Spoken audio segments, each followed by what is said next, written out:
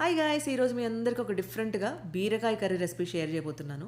బీరకాయ పీల్ తీసుకొని క్యూబ్స్లా కట్ చేసుకొని దాంట్లో ఉప్పు, కారం, పసుపు వేసి ముక్కలకి చక్కగా పట్టించి పక్కన పెట్టేసుకోవాలి.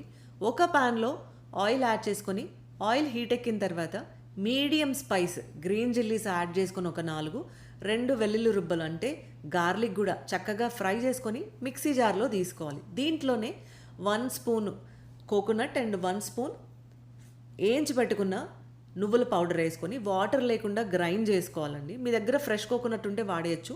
సేమ్ ప్యాన్లో ఇందాక మనం ఏదైతే ఆయిల్ యాడ్ చేసామో అది సరిపోతుంది.